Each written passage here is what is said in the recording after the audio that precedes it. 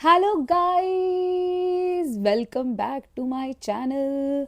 आज हम बातचीत करेंगे, बट बातचीत करते समय आज टाइम को अच्छे से यूटिलाइज करेंगे और अनबॉक्स करेंगे मेरा नया एयर प्यूरीफायर। तो बेसिकली मुझे इस प्रोडक्ट के कोई पैसे वैसे नहीं मिल रहे हैं, कोई ब्रांड मुझे पैसे नहीं दे रहा है, बट मैंने सोचा कि कुछ काम करते करते बातचीत कर लें। एज आई टोल्ड कि मैं बहुत बिजी पर्सन हूँ, मैं काफ़ी ज़्यादा वर्कहॉलिक हूँ, तो मैं दो तीन काम एक साथ करते करते काम करना पसंद करती हूँ। तो बेसिकली हम ये काम भी करेंगे और साथ साथ में हम बातचीत भी करेंगे। अच्छा, आप मानो या ना मानो, पहले ना मुझे ऐसा लगता था कि ये एयर प्योरीफायर ना सिर्फ अमीरों की चीज़ है।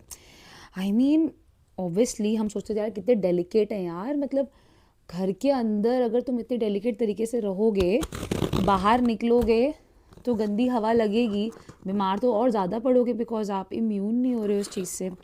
बट यू नो, अब तो इतना बुरा हाल है कि एयर प्योरीफायर लाना ही पड़ेगा। और मैं कोई अमीर शमीर तो नहीं हूँ, बट इवेंचुअली हुआ क्या है कि एयर प्योरीफायर की ज़रूरत पड़ गई है और जीने का हक मुझे भी है। मैं एक वक्त की रोटी कम खा लूँगी, लेकिन मैं साफ़ हवा की हकदार हूँ। इसीलिए मैंने ये एयर प्योरीफायर लिया है। और मुझ जैसे गरीब व्यक्ति के लिए, मज़दूर व्यक्ति के लिए अमेज़ॉन पे बजट अनुसार एयर प्योरीफायर मुझे मिल गया। Yes yes yes. एंड मैं बड़ी हाइप्ड अप कर रही हूँ इस एयर प्योरीफायर को लेकर। और ऐसा ना हो कि इतने बड़े डब्बे में से कुछ चींटी जैसा निकले एंड वो कुछ यूज़ का ही ना हो। तो देखो, फिर वैसे भी कोई मेरा ब्रांड तो है नहीं यार, और ना मुझे कोई पैसे वैसे दे रहा है इस चीज़ का, तो क्या फ़र्क पड़ता है कि मैं कितनी भी बड़ी बड़ी बातें करूँ इसके बारे में। ओके, सो वैसे तो एयर प्योरीफायर क्यों लिया है मैंने, ये तो आप सबको पता ही होगा। दिल्ली की हवा कुछ इस तरीके से मेरे दिमाग में गुनगुना रही है, ये हवाएं जुल्फ़ों में तेरी गुम हो जाए। हवा गुम ही हो जाएगी बिकॉज वो डैंड्रफ बन गई है। आपको दिख तो नहीं रहा ना? यस यस, डैंड्रफ हो रहा है मुझे बहुत ज़्यादा। देखें गाइस, डब्बे के अंदर डब्बा है। आई होप फिर डब्बे के अंदर डब्बा और डब्बे के अंदर डब्बा ना हो। तो ये मेरे लिए बहुत मुश्किल है यार, लोग पता नहीं कैसे बात कर लेते हैं सारी चीज़ें। ओके, ये ज़रूरत है मुझे, मैनुअल है। ओके, सो बेसिकली गाइस क्या है ना कि ये बहुत बड़ा है गाइस, एक मिनट मुझे टाइम दो थोड़ा सा प्लीज़। एक और चीज़ मुझे कहनी थी, मुझे ना एक्चुअली जब भी मैं दिल्ली वेदर के pollution, sorry not pollution, pollution नहीं गाइस, दिल्ली के वेदर के बारे में बात करती हूँ, तो मुझे ना बड़ा बुरा लगता है। आप लोग हमारी सरकार को जो इतना टोकते हो, गालियाँ देते हो, उल्टा सीधा बोलते हो, मुझे इतना बुरा लगता है यार। तुम कभी उनके शूज़ में जाके देखो, थोड़ी एम्पैथी नहीं रख सकते? थोड़ा सा सेल्फलेस होके सोचो यार, वो कितना कर रहे हैं हमारे देश के लिए।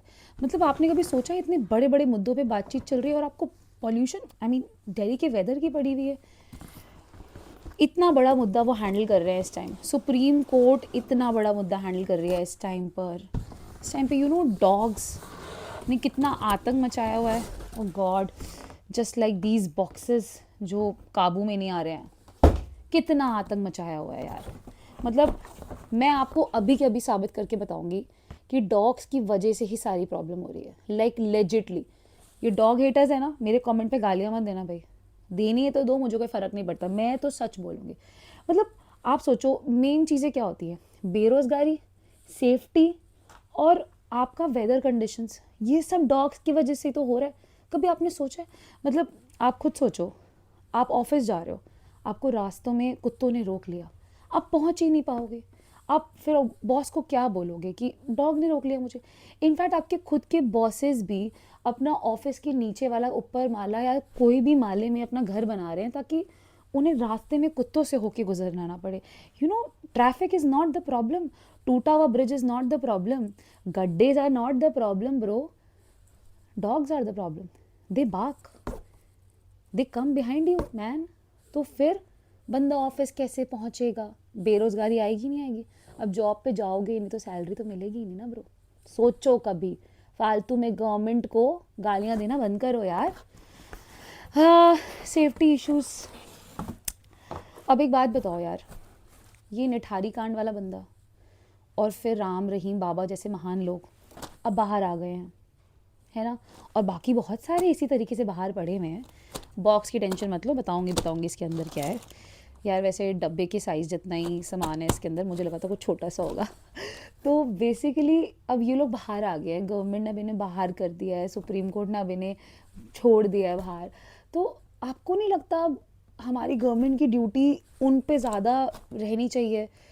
अब वो डॉग्स का कहाँ से देखे यार, शेल्टर कैसे बनाए, अब वो आपको उनसे सेफ्टी कैसे दिलाए?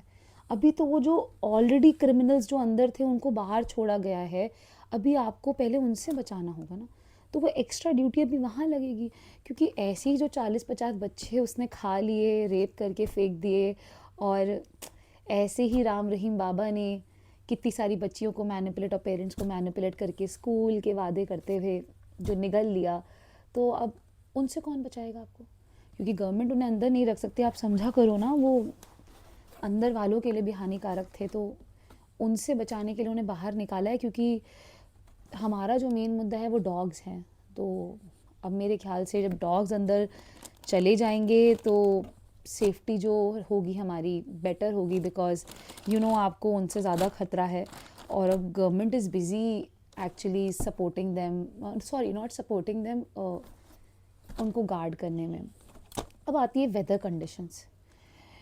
आप सोच भी नहीं सकते ये वेदर कंडीशंस, आप सोचोगे अब डॉग्स में इसका क्या लेना देना। लेना देना है यार, बिल्कुल लेना देना है। आप एक बात सोचो ज़रा, दिवाली आई, वाह इतना बड़ा डब्बा अभी वापस करते हैं। दिवाली आई, अब दिवाली पे क्या हुआ? कुत्तों ने बोला हमारे मुंह के अंदर पटाखे फोड़ो इसलिए दिवाली बनाओ, कुत्तों ने बोला हमारे बम में पटाखे डालो इसलिए दिवाली बनाई गई, कुत्तों ने बोला हमारी बॉडी में लपेटो पटाखे और फोड़ो, कुछ एक्साइटमेंट करो। उन्होंने थोड़ी ना बोला कि नहीं भाई इससे पॉल्यूशन होगा, इससे गंदगी मचेगी, इससे नॉइज़ पॉल्यूशन, एयर पॉल्यूशन सब कुछ होगा। डॉग्स ने तो बोला हमें इंजर्ड करो, इसीलिए दिवाली बनाई गई थी, इसीलिए ही तो ये सब हो रहा था। मतलब आप समझ भी नहीं रहे हो, they were asking for it, that is the reason. सिर्फ उन्हीं की वजह से पॉल्यूशन बढ़ा है, हम जैसे लिटरेट लोगों की वजह से नहीं, जो दिवाली इसलिए मनाना चाहते थे बिकॉज हम हिंदू हैं और हमें भी अपना स्पार्क छोड़ने की वजह मिलनी चाहिए। So these all are the reasons man. तो आत्मनिर्भर बनो यार, थोड़ा अपना सोचो कि गवर्नमेंट की गलती नहीं है, कुत्तों की गलती है। और जब एट दी एंड वो उन्हें हटा रही हैं तो आप प्रोटेस्ट कर रहे हैं, क्यों कर रहे हैं भाई? सोचो ना, सेफ्टी, बेरोज़गारी, आज मेरे खर्चे बढ़ रहे हैं, मेरी एक वक्त की रोटी कम हो रही है, बट कोई बात नहीं, टेढ़ा है पर सरकार मेरा है और मैं हमेशा मरते दम तक उन्हें सपोर्ट करूँगी, चाहे वो बेज़ुबानों को, कुत्तों को हमारे देश से हटा दें और अंदर वाले कुत्तों को, I mean the great Ram Rahim Baba को बाहर छोड़ दें एंड बाकी रेपिस को छोड़ दें, बट टेढ़ा है पर मेरा है। वो गाना याद आ गया, भला है बुरा है जैसा भी है, मेरा मेरा सरकार मेरा देवता है। सो आप भी यही फॉलो करो और एयर प्यूरीफायर यूज़ करो गाइस। अब आप बोलोगे घर से बाहर निकलेगी तब तो डस्ट होगा यार, तब मास्क पहन लूँगी यार, पर कहीं तो अच्छी हवा लूँ, बनता है, इससे भी कुछ होने नहीं वाला। बट इंसान हूँ, सोचने की शक्ति है, तो सोचा कि प्रिकॉशन ले लेती हूँ, आप भी ले लो। Okay guys, bye bye.